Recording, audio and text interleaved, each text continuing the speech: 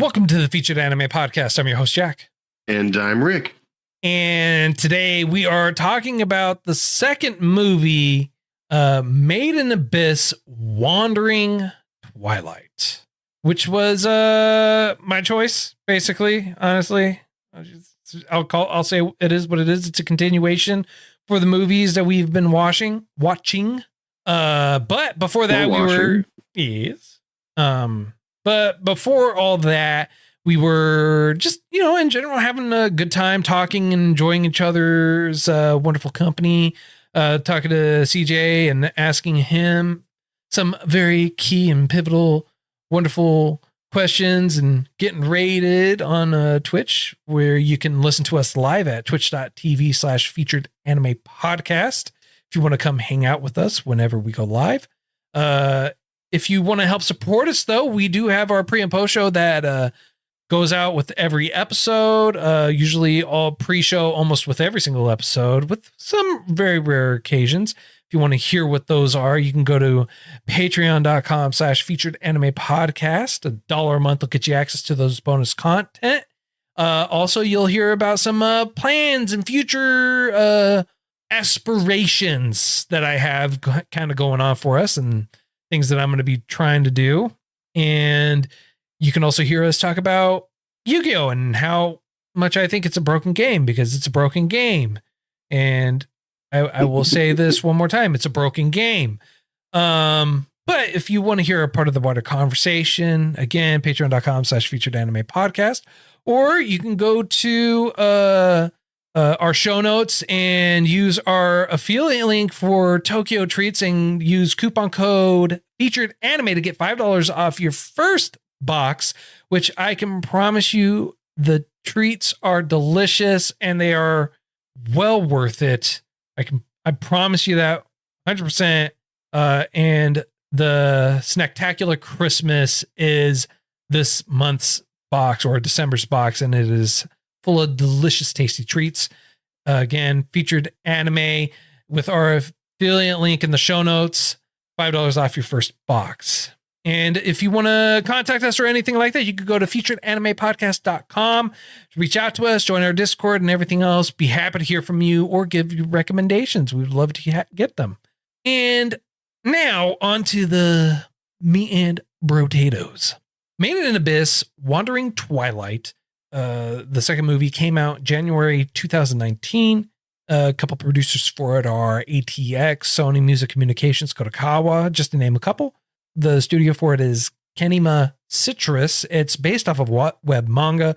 The genres for it are action, adventure, drama, fantasy, mystery, sci-fi, and survival. And it ran for it an hour 45 minutes. Now, basically, if you have seen the movie or the series, the movie takes place for the last third of the series, basically episodes 9 through 13, where Rico and Reg descend into the third layer of the abyss. And as they're going through the third layer, they finally do get to the fourth layer, running into a monster that's called an orbed piercer. Rico ends up getting hurt from the orbed piercer, and as a result, they meet a new individual named Nanachi. And you learn about Nanachi, how they came to be there, and their circumstances, as well as a little bit more about the events and everything kind of going on within the abyss itself. And that's basically it. That's the kind of kind of summed up nicely, because that's the whole movie right there. A good 80% of it at the very least. But one of the things I thought was really nice. So my overall opinion of the movie, I liked it a lot. I feel like it was, if you watch one right after the other, similar to how we did it, it doesn't feel like there's really any downtime. And it felt very good, I guess you could say. Like there was no disconnect.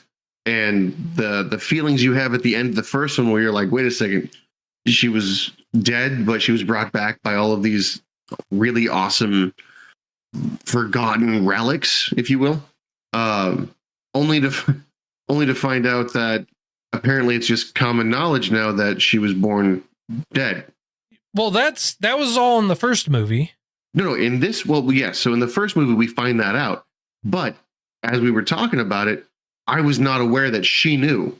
I was not aware that everyone knew. I was just under the impression that the higher ups knew about it.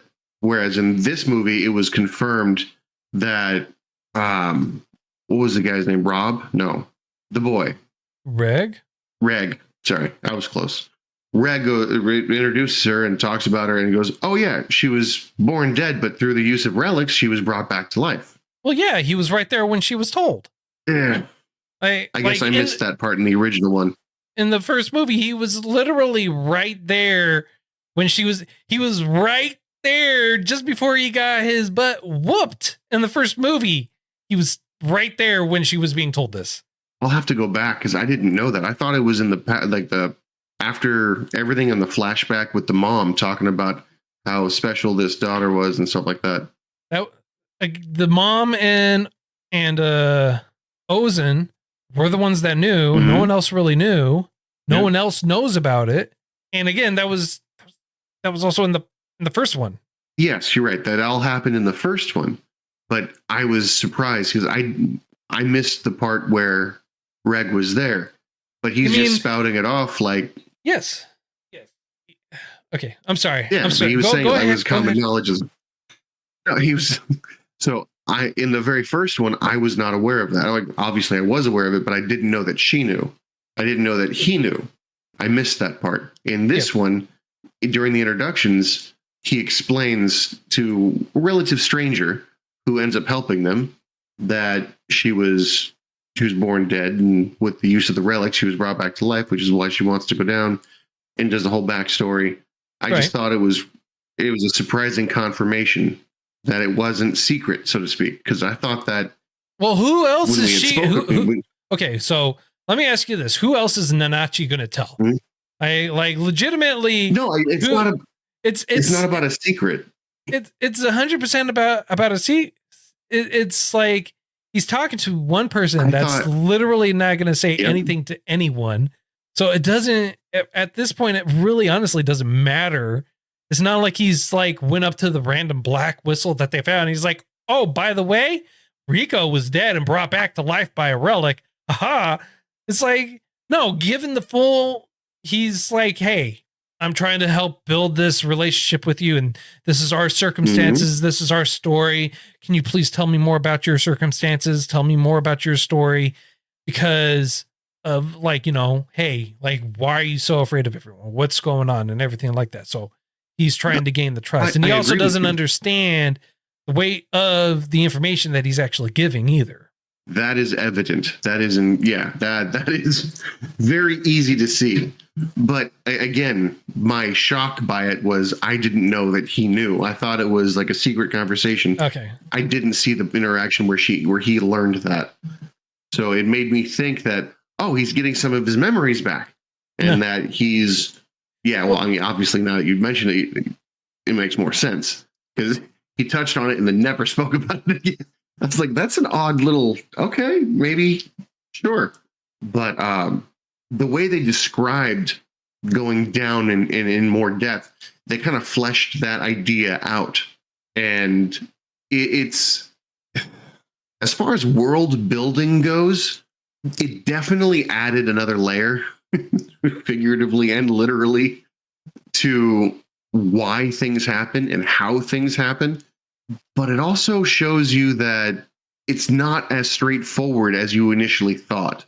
And the way that they describe it before, like last movie, they described the abyss as this thing to explore. Whereas in this one, it reminds me of a trap, for lack of a better way to put it. Just a deceptively appealing trap. Oh, so you're talking about because of how Nanachi explained it, right? Yes. And she makes it seem like it's trap, so it's like it's easy to go down. That's why nothing happens, because you're going into it, but it's restricting you from leaving And whenever you try to leave, the more severe the consequences get, or the more severe the traps are when you leave. Yeah, no, I get it. Yeah, the artwork that she proposed reminded me a lot of a throat of a sea turtle, where there's got a bunch of spikes pointing down. So if you tried to, like with the jellyfish they eat and stuff like that, but you can go one way very easily, whereas the other way not so much. And I didn't realize that ascending, I thought the way that it hit me, the way that I understood it was, once you ascend to a certain level, you can go up and down that level as quick as you want, as fast as you want, no issues whatsoever. Whereas it was shown to me that no, that's not the case. Yeah, even when you're on the same level, if you go up quickly, it'll hurt. If you go down quickly, not so much. Well, it's not even not so much. It's like you're not going to get hurt. You could go down, but you can't go up. Like if you go up, you'll encounter that issue, and that's where you're going to get hurt. And it's not even that if you go up slowly, this won't happen. It's in general, if you go up at all, slow, fast, what have you, it will happen. But and that's just kind of how it is. That's interesting, because that you'll understand too. No, you'll understand. I believe it's in the series where they kind of where that will make more sense to you. Okay. Because the series, it'll make a lot more sense to you. I feel like simply because of how they kind of move on and interpret or move forward with things. Okay. So it's basically just a difference of understanding due to the series versus the movies. Yes. Okay. I look forward to the series then. Yeah. They do go into a lot more details for the series. But the movie, like, so what happens when Rico ends up getting poisoned and Nanachi, and before Nanachi actually gets there, how Rico goes about and tells what Reg should do? Like, even as she's on death's door, as she's encountering her death and everything like that, basically, she's knocking on death's door. She is telling Reg what to do and how to do it. And it is one of the more gruesome scenes from the series that we've seen to date, right? Because what she asks Reg to do is break her arm and then saw off her arm where he broke it. She tells him specifically, like, you have to break it here, and I need you to cut it off right where you broke it. And the details that they go into and how they go about it is just is magnificent. Not in that it's a very beautiful thing. It's like, no, like the mentality that she has, even at her young age, and what she's trying to accomplish and move towards is amazing. And when you learn about Nanichi and her life and what she's doing and how she gained her skills and how she grew, it makes you kind of go, oh, wow, it's kind of messed up. Right. But it was a survive kind of world. It was a dog eat dog world. And for her, it was very much that way, where she had to do these cruel things. One, to try and figure out how she could help her friend Mitty. And at the exact same time, she couldn't let her existence truly get out or be known. Unfortunately, they're called hollows or hollow, I think is what the term used. Yes. And it brings a whole other, in my mind, a whole other concern for the white whistles. They seem crazy. They seem aloof. They seem, but granted, I've only seen two. I've only seen, three, including the mom. But I've only seen two, and they're very self-absorbed, very. So again, the series goes into more. The series goes into more details about the whistles and a little bit more details about their personalities. But I'm sure, but I haven't seen you it, so will. I know. I'm letting you know. I'm setting you up so that way you understand. But also in the third movie, which is why I want to wait. The third movie explains how you get the white whistle. Okay. And when you get the white, when it's explained, you will go, oh yeah, no, that makes total sense now.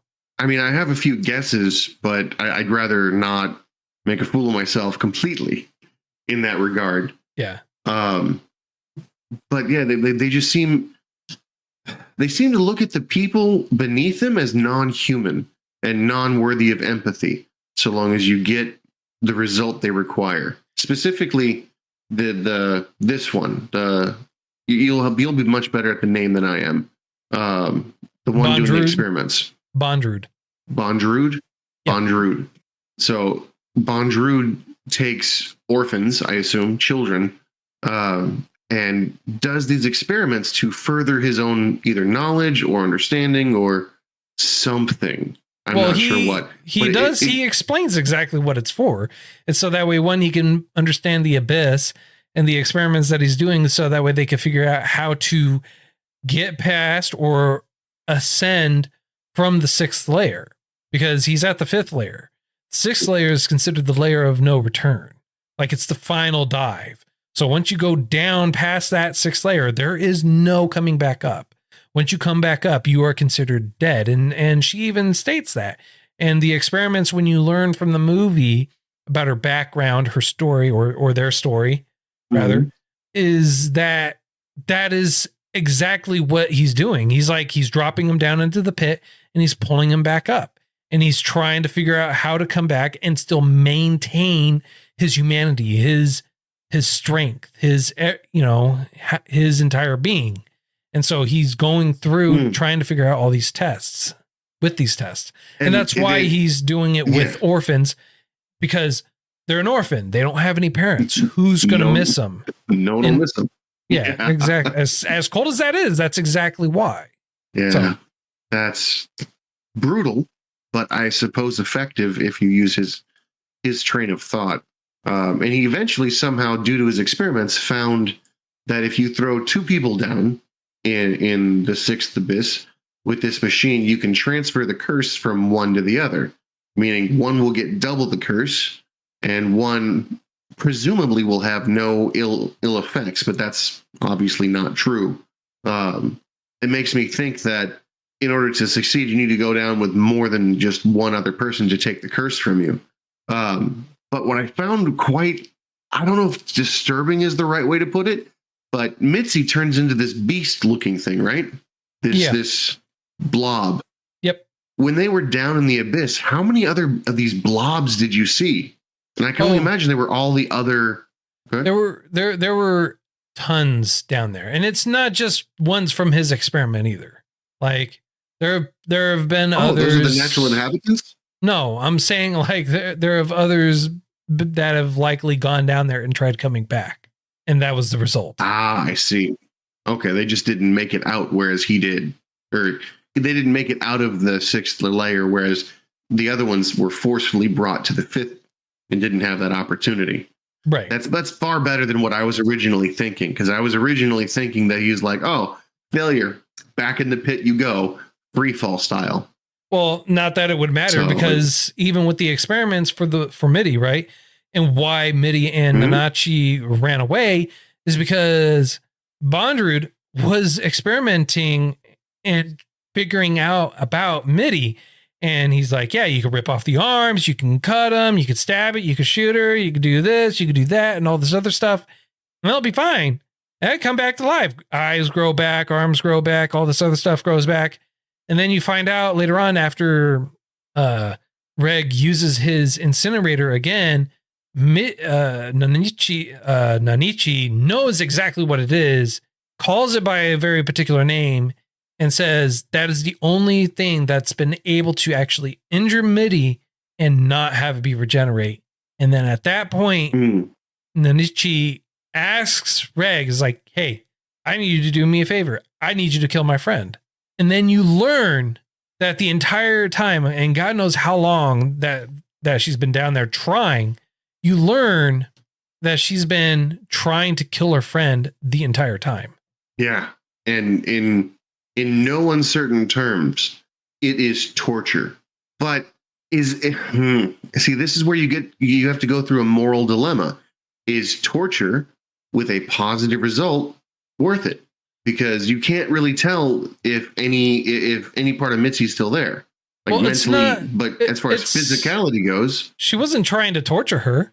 I don't know why you're saying that. Kill her, but but a byproduct of the attempts were the antidote, if you will.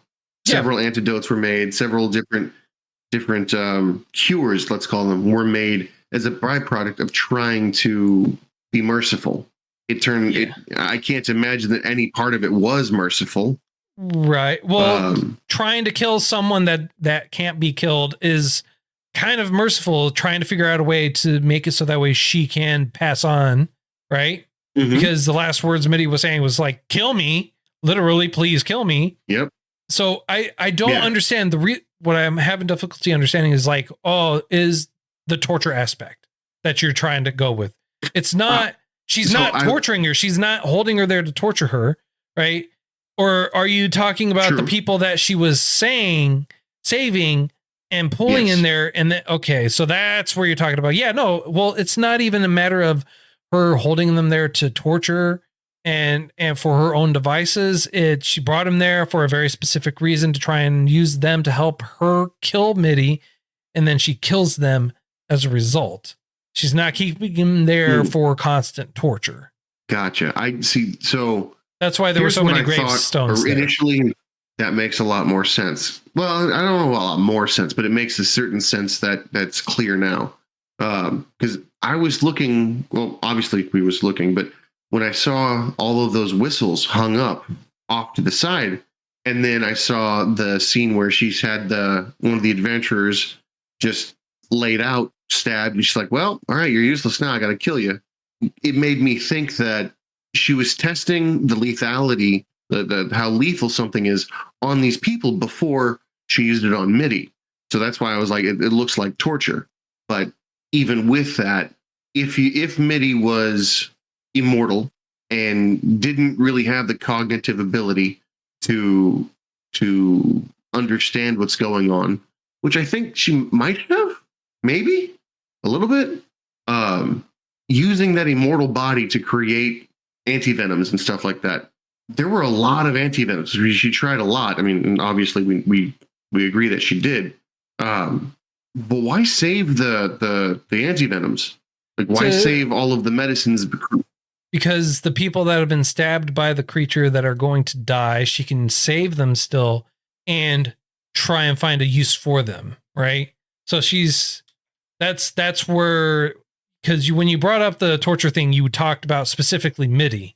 You didn't talk about the people that she had saved and say that she was experimenting on them. And she's not torturing them per se. She's experimenting on them. Torture, my mind, is when you torture someone, you are doing it for a particular goal of trying to gather information from them mentally, from their, Whereas experimentation is, hey, guess what? I'm going to test some things on you, and I'm sorry, this is going to suck. Okay. No, so I went a few different ways in my head with that.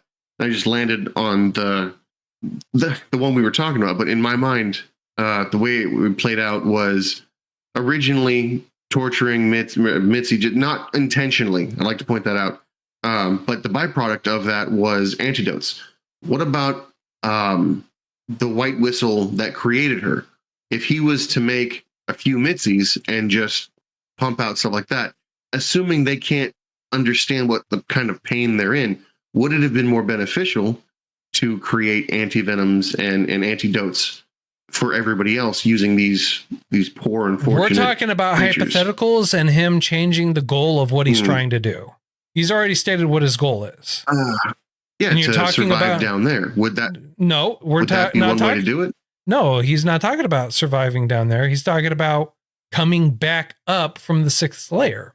I see no difference in surviving the 6th layer and coming back up from the 6th layer. What does injecting them with poison to get an antidote have to do with it? Well, in my mind, again, I keep saying that because I can only go there. I haven't seen the extras that you might have. I'm not talking about the extras. This has nothing to do with the extras. You're trying to make an argument saying, hey, he can totally inject them with poison and then use that as an antidote, but they're not getting poisoned when they're coming up. They're going through a metamorphosis or just straight up dying. Okay. So how do you have an antidote for death? What's your antidote for death? I was viewing the curse as a virus, as an infection. You breathe it in. You breathe in the infection. That's what I thought the curse was. No, Nanichi even went through the process of explaining what the curses are. Mm-hmm. Okay. Saying that they were all around you. They move and when you try and go up, think of it like this. And she put out a blanket. When you're trying to go down, there's no resistance. It's like you're going down in the bubble. But when you try to go out, you have to force your way through. And so you pop or force your way through that barrier, through that bubble. Okay. That's why she used the blanket as the metaphor. She's like, it has this movement, but when you reach a certain level, she symbolizes it by using her finger to poke through that blanket to go through. Mm-hmm. And she's like, and now you're on the other side. And that's why you have it happens. It's because you're forcing your way through, and that's the repercussions of it. See, and this is one of the reasons why I like discussing it with you, because my understanding was far off. And yeah, she did say it like that, but I just assumed that the blanket was a metaphor for the curse, and because the curse is all around you, it hangs at a particular level, and then when you try to ascend, when you try to go back up, the curse that you've breathed in, that you've absorbed into your body, doesn't like that other level and tries to get out, which is why she started bleeding from the eyes, because the curse was leaving her body. That's what I thought happened. No, not even the case. And because if that was the case, the orb splitter, I think is what it's called. I can't remember, but Nanichi even says it can see the flow and it knows where you're going to go based on it. So if you're breathing it in, it doesn't matter if the direction you're going to go. If you're breathing it in, it's just going to show you're coming to it. That's why when he had to beat it, Ninichi told Reg, you have to look up like you're going to go up and mean it. Not just like half-heartedly commit to it, but wholeheartedly commit to it. Oh, yeah. I totally misunderstood that at all. When I heard the look up like you mean it, I just thought like throw your head back. Don't like keep your head halfway there. Go all the way up. Trust that nothing's going to happen. And then when you saw the visual from Orby, I just looked at that and it looked like it was actually, no, that makes a lot more sense now. Cause I just thought like it was the aura exuding from his body. He could see like the Orby could see infrared or different spectrums of color. So by looking up, because he's part machine, he's emitting some kind of infrared colors. So when he looked up, that's where it went, and that's where he was attacking. But now that you say something to the effect of it's the intent, and that the monsters are able to predict where you're going to go, it lines up much better than what I was thinking. Yep. So yeah, this is just full of misunderstandings on my part then. Yep. And much more confusion. Yep. I mean, like, it's amazing what happens if you just pay attention, Rick. I'd say it's amazing what happens when you watch the show. But no, like all that information that we talked about in the movie has nothing to do with the show, has everything to do with you not paying attention. Because the references I said, the references that I talked about, those exact references are in the movie. Like that, they are. Those specifics. It's like there's nothing extra to them. Like that, those scenes and everything like that. Those are in the movie, in the shows as is. They don't go into more details about it. Yeah, no, I misunderstood, because what I was thinking was something a little bit more fantastical. I get you. Something a little bit more out left field, if that makes any sense. Yeah. Whereas what you're saying is, just right up home plate. Like, you don't need to get crazy. Yeah, I guess in a lot of in a lot of cases, the simplest answer is usually the right one. Yep. All right. I honestly, I don't have too much more I can really talk about for this. Other than the fact that I feel like you should watch it. It definitely, when you watch it, it does have comedic value. It does have comedic points in it. There are a couple of parts that are in there that just like really kind of like hit you in the feels. Like when you're watching it, it definitely just hits you right in the feels, and you can't help but go, damn. Yeah. There's a few in there that they do a really good job at character development and making you feel good and bad for certain characters. And you become rather invested, I would say, in the survival, or rather lack thereof, of Mitzi. Yep. It just brings it's a good watch. But don't expect a satisfying ending, because just like in the first episode, it feels like it's primed and ready for the third movie. It is. And honestly, that's how the season ends too. So season ends with it being like primed and ready for the third movie. So, jeez. On a scale of up to 10, sir, how would you rate this? Before you corrected my confusion, I was going to rate it like a 7 or 8. No, I'm still going to go 7 or 8. So which one is it? Give me a second. I'm getting there. I got a method. You ain't got no method. Visuals. Yeah, no method. It's not pure madness, I promise. They've got fantastic visuals. They were able to really pique my interest in learning more, or at least hoping to learn more. Even though you've corrected me on several misunderstandings, it makes sense, and it doesn't take away from me wanting to know more. If anything, because you mentioned that the series itself is slightly different but more detailed, I'm here for it. This movie had a disturbing amount of gore, but for a short amount of time. But it was definitely compacted. But the attention to detail and the overall movement of the movie is very good. And I'm giving it an 8. I would definitely watch this again with somebody else or alone, just so that I can try to pick up more stuff that I might have missed.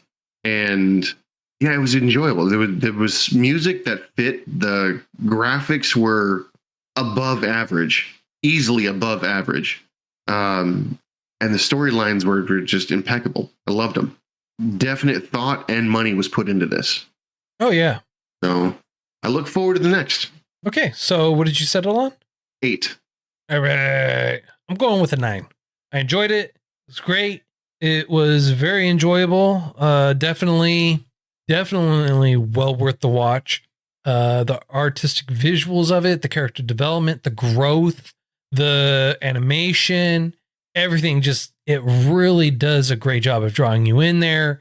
It gives you enough information to help you understand what's going on, and then it helps explain everything that's happening in a fairly simplistic way, so that way it's easily digestible. They're not overwhelming you with a bunch of like theories and viewpoints and things like that. They do a really, really great job of trying to explain everything. So yeah, 9 from me, 8 from you. Next week we're going to be doing the series, actually. So we're going to go back, we're going to rewatch the whole thing, but we're going to watch the series and kind of it'll be our kind of comparison view between the series and the movie. And then I look forward to it. We'll reconvene on that. Hopefully it gives you a better understanding of the world and what's going on and everything like that. Because in the first movie, they did reference some things kind of going on, more so for the surface area than anything else.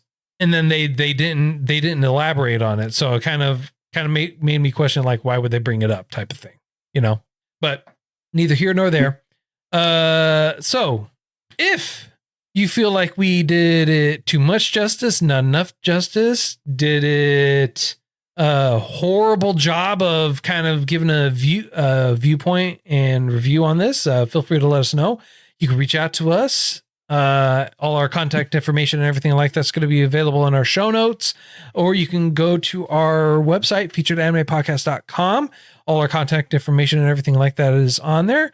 If you want to join us live and hang out with us while we record the episodes, you can go to twitch.tv/featuredanimepodcast and go ahead and give us a follow on there and help us grow. And if you want to listen to the pre and post show content that we usually do with every single episode, you can also go to patreon.com/featuredanimepodcast. $1 a month will get you access to that bonus content and more. And if you want to save yourself $5 on Tokyo Treats and help support us, you can use coupon code FeaturedAnime along with our affiliate link that's in the show notes for you. Get yourself some wonderful, tasty snacks. It is very recommended. And until next time, I'm Jack. I'm Rick, and we'll see you next time.